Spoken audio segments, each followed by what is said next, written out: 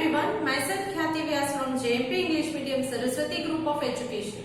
Today I am conducting this session for grade 4, subject is SS. We are discussing chapter number 7, our government and the elections, and this is my session number 5 for this chapter. So kids, we have already completed the explanation part of this chapter. इस chapter को मैंने पूरी तरह से आपको explain कर दिया है पिछले सेशन तक, करेक्ट? तो आज के सेशन में हम इस चैप्टर की एक्सरसाइज करेंगे। इस एक्सरसाइज में हम main question such as match the following, write T for true and F for false, choose the correct answer, unscramble the letters to form the correct words and answer the following question. ये main question जो है हम discuss करेंगे। But before we start discussing the exercise given in your textbook, let us revise what have we learned in this chapter. इस chapter में हमने क्या सीखा था? Okay, first thing इस चैप्टर में हमने हमारे गवर्नमेंट के बारे में सीखा था। इंडिया के अंदर जो है गवर्नमेंट कितने लेवल्स पर काम करती है? Yes, it works in 3 different levels. कौन कौन से लेवल्स है वो? Central government, state government and local self government. Local self government जो है उसमें 2 डिविजन्स आते हैं, एक है विलेजेस और दूसरा है टाउन्स एंड सिटीज। जो विलेजेस है वहां पर ग्राम पंचायत होती है, टाउन्स एंड सिटीज में म्युनिसिपैलिटीज एंड म्युनिसिपल कॉर्पोरेशंस होते हैं। तो इन 3 लेवल पे हमारी गवर्नमेंट काम करती है। Then we also discussed regarding the elections. हमारे देश में इलेक्शंस कैसे होते हैं? Now, इंडिया में इलेक्शंस के लिए जो वोटर्स होते हैं, मतलब कि जो लोग वोटिंग के लिए जा सकते हैं, वोट डाल सकते हैं या वोट दे सकते हैं, उनकी एक फिक्स्ड एज है, that is 18 years and above. 18 साल और 18 से बड़ी उम्र के लोग जो है वो वोटिंग कर सकते हैं। Those people who go for voting are called voters. उनको वोटर्स कहा जाता है, करेक्ट? Now, वोटर्स जब वोटिंग के लिए जाते हैं तो कहां पर जाते हैं? Yes, they go to the polling booth. तो वहां पर जो है पोलिंग बूथ जो होते हैं वहां पर जाके उनको वोट अपना देना पड़ता है। Now, जब वो वहां वोटिंग के लिए जाते हैं तब अपने साथ क्या ले जाते हैं? They take along with them the voters ID. अपने साथ अपनी वोटर आईडी को ले जाना पड़ता है।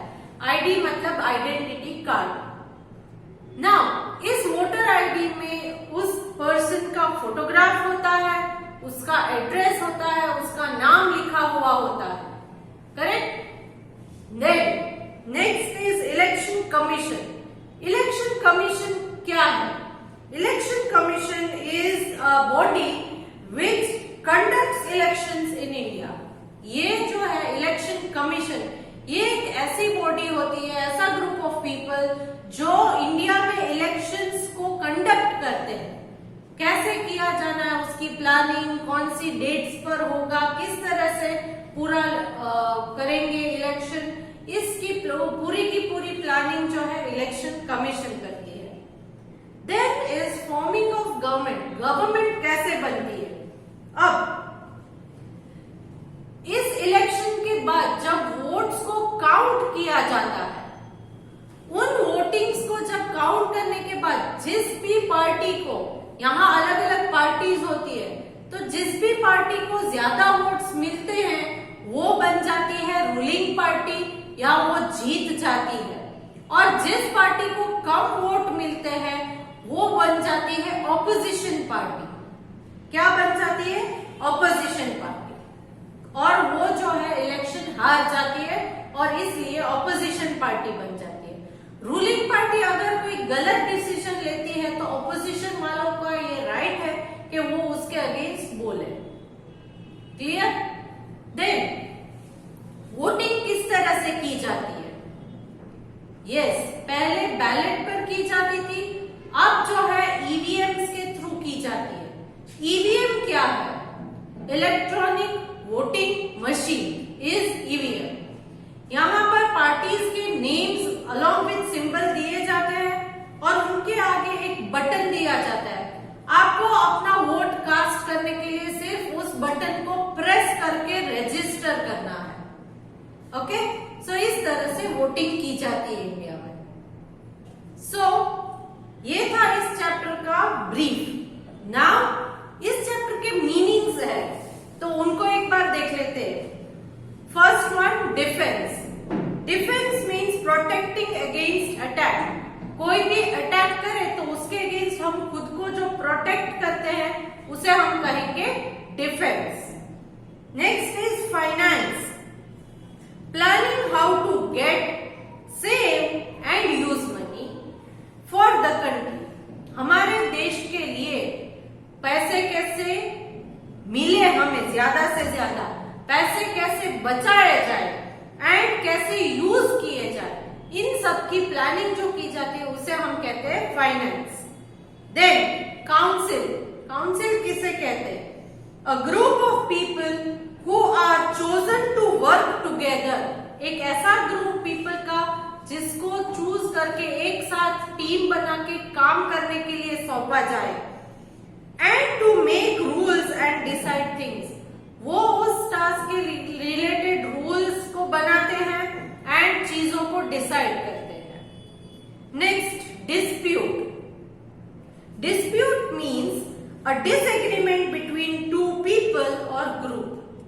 किन्हीं दो लोगों के बीच या दो ग्रुप्स के बीच अगर कोई डिसएग्रीमेंट होता है, एक दूसरे की बात से हम एग्री नहीं करते हैं, तो उसे हम कहेंगे dispute. Next is candidate. Candidate किसे कहते हैं? A group of person who is standing in an election. Sorry, a person who is standing in an election. एक ऐसा व्यक्ति जो इलेक्शंस में खड़ा होता है, करेक्ट? तो उसे हम कहेंगे candidate. Next is impartial. Impartial मतलब क्या है? नॉट सपोर्टिंग वन पर्सन और group more than another. Not supporting one person or group more than another. किसी एक व्यक्ति को सपोर्ट नहीं करते हैं या एक ग्रुप को पर्टिकुलरली सपोर्ट नहीं करते हैं, तो इसे हम कहेंगे impartial. Next is polling booth. मैंने आपको समझाया था कि पोलिंग बूथ क्या है। जहां पर हम अपना वोट देने के लिए जाते हैं उस जगह को पोलिंग बूथ कहते हैं। Now let's see, a small place where people vote by marking a card। एक ऐसी प्लेस जहां पर लोग जाते हैं और अपना वोट कार्ड्स के थ्रू मार्क करते हैं। Next is constituency. कॉन्स्टिट्यूएंसी किसे कहते हैं? An area that choose one person to be in the government. एक एरिया जहां से कोई एक पर्सन अपने लिए गवर्नमेंट चूज करती है, वो इलेक्शन के लिए खड़ा होता है। Next, opposition. The political parties that are not part of government. ऐसी political parties जो ruling government में नहीं है, उन सारे लोगों को, उन सारी parties को oppositions कहा जाता है। जो parties हार जाती है, ruling government में नहीं है, उन parties को opposition कहते हैं। तो ये थे meanings इस chapter। Now let's discuss the exercise given in your textbook. I hope you are having pencil and eraser in your hand so that you can mark the answers in your textbook along with this video. Okay? So let's start with question number 1. Match the following. Let me read column A for you. Column A, options are A, central government, B, chairperson, C, sarpanch, D, voters in India, E, candidate. Now let me read column B for you. Number 1, Indian citizen who are 18 years old or above. Number 2, based in New Delhi. Number 3, member of political party selected to fight election in a constituency. Number 4, head of the panchayat. Number 5, municipality. Now let's match them. Okay. Column A, option A, central government.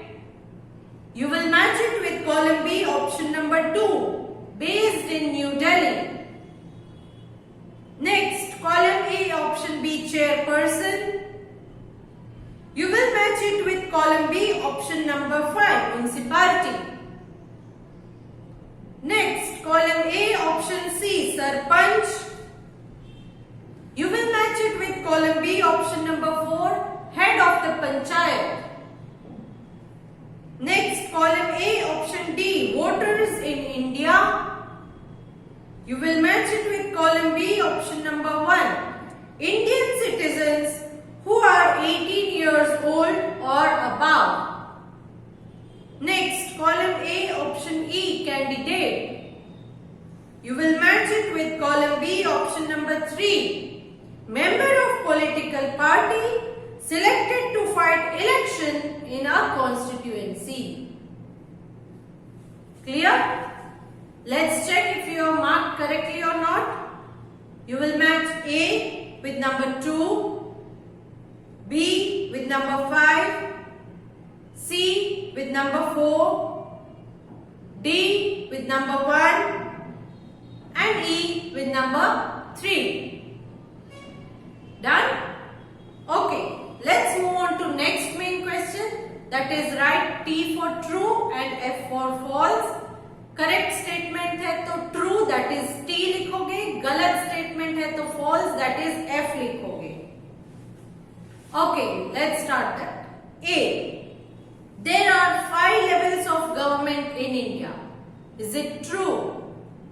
No, it is false because there are only 3 levels. So this is false statement. Write F. Next, B. The head of the municipal corporation is the mayor. Municipal corporation के head को mayor कहा जाता है. Is it true? Yes, it is true. So write T. Next, C. Panchayats have only men as the sarpanch. Panchayat में सिर्फ men जो है वो सरपंच होते हैं. Is it true? No, it is false.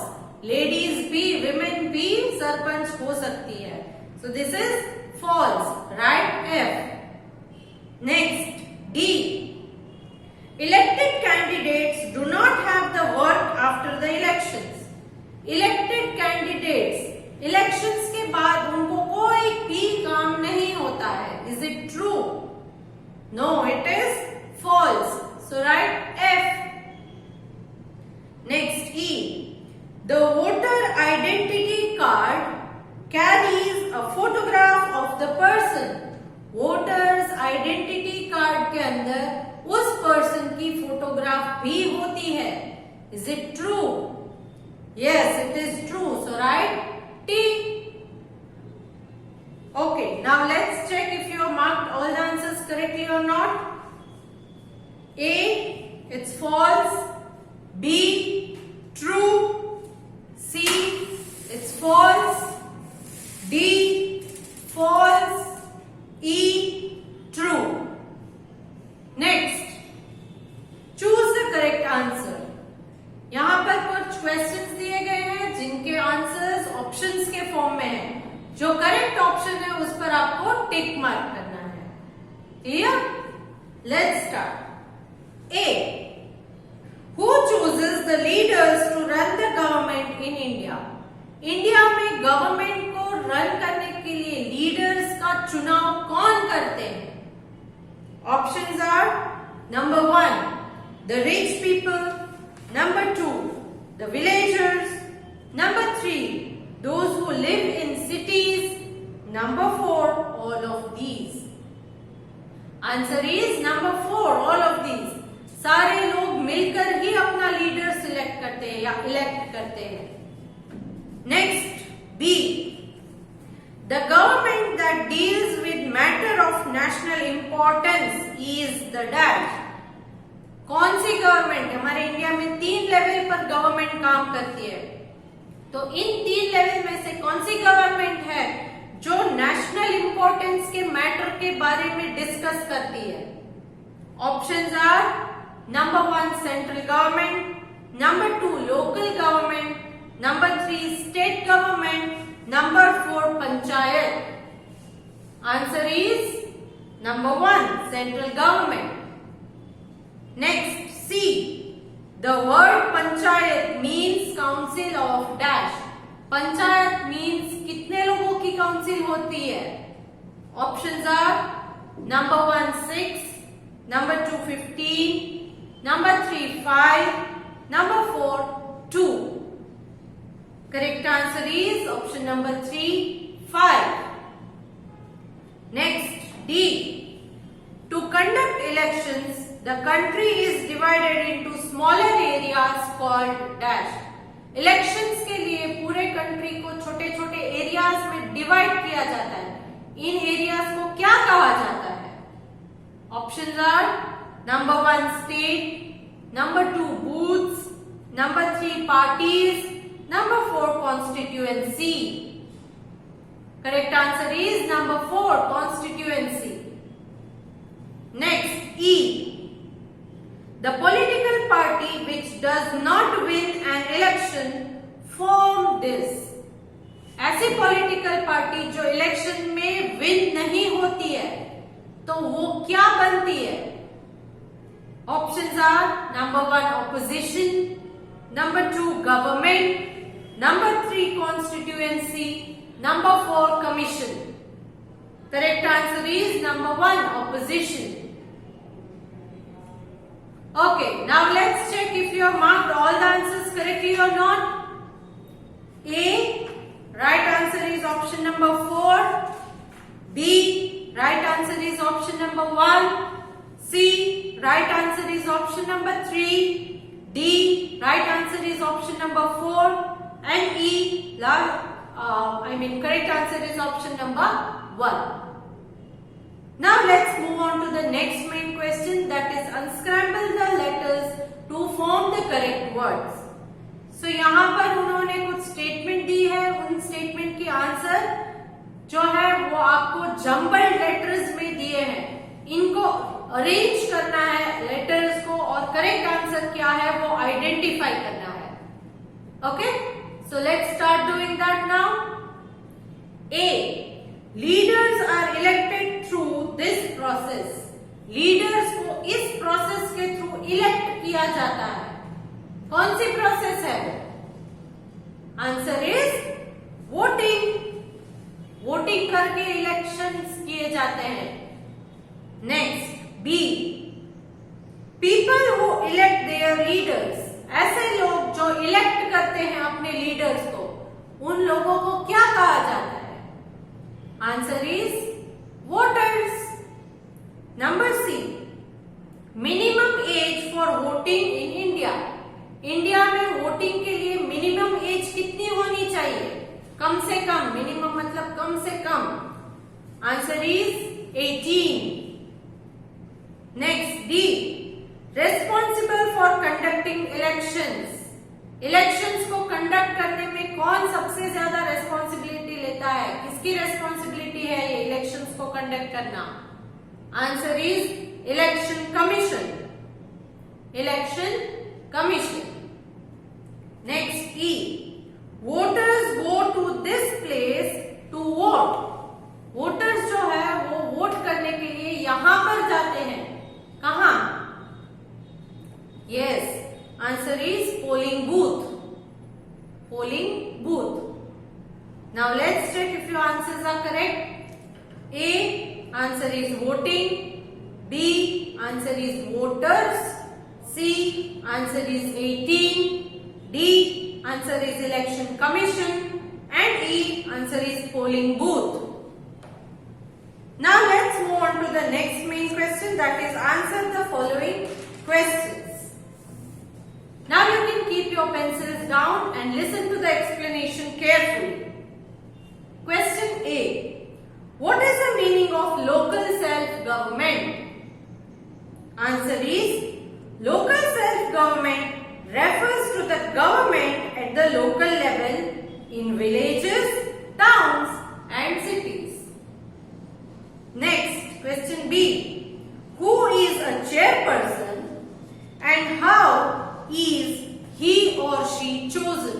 Chairperson कौन है और उसको चूज कैसे किया जाता है?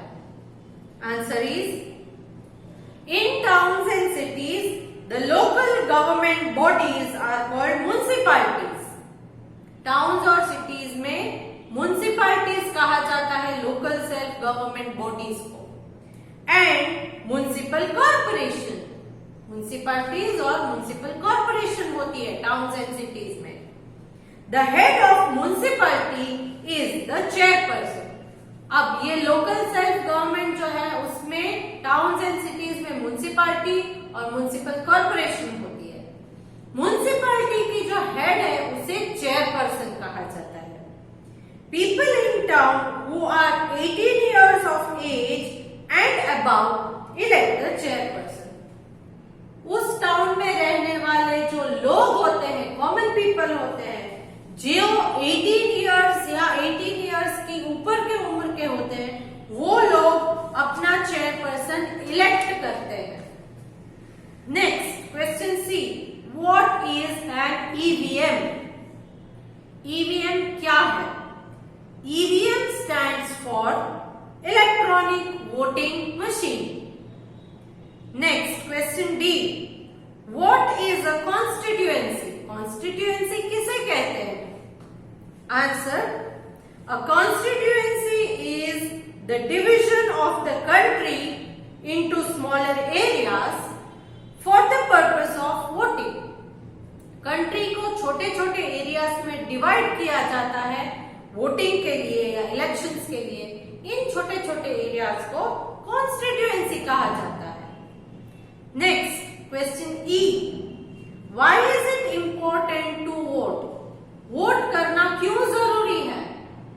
Answer, it is important to vote as it is the only way to choose our leaders and decide who will run the country. क्योंकि यही एक जरिया है जिससे आप अपने लीडर्स को चूज कर सकते हो, जो लीडर्स आगे जाके हमारी कंट्री को रन कर सकते हैं, आगे बढ़ा सकते हैं। Next question F, why is it important for women to be a part of the panchayat? Panchayat में वुमेन्स का होना क्यों जरूरी है? Answer, it is important for women to be a part of the panchayat as they form half of the population of our country। क्योंकि हमारी country का half population women से ही बनता है and can solve number of problems by being involved। और वो बहुत सारे प्रॉब्लम्स को सॉल्व करने में हमारे देश की मदद करती है। Next question G, Why are elections conducted through secret ballot? Secret ballot के थ्रू इलेक्शंस को क्यों कंडक्ट किया जाता है? Answer, election are conducted through secret ballot so that no one else will come to know who a person has voted for। ताकि किसी और को ये ना पता चले कि किसी पर्सन ने किसको वोट किया है। Clear? So these were the questions which we had to discuss in the exercise given in this textbook related to this chapter। So आज के वीडियो के साथ आपको जो PDF मिलेगी वो CW वर्क की होगी, जिसको आप अपनी CW में good handwriting and spelling mistake के बगैर कॉपी करोगे। क्लियर? आपकी जो एग्जाम्स है वो एकदम नजदीक आ रही है और ये चैप्टर जो था वहां तक आपके एग्जाम में पूछा जाएगा। We have completed our semester 2 course. Semester 2 का कोर्स हमने यहाँ खत्म कर दिया है। क्लियर? नेक्स्ट वीडियो सेशंस जो आपको आएंगे वो रिवीजन सेशंस होंगे। तो आप इस चैप्टर को कंप्लीट करने के बाद अपनी एनुअल एग्जाम के लिए, फाइनल एग्जाम के लिए रिवीजन स्टार्ट कर सकते हो। If you are having any doubts you can contact me. Okay? So let me take your leave now. Bye.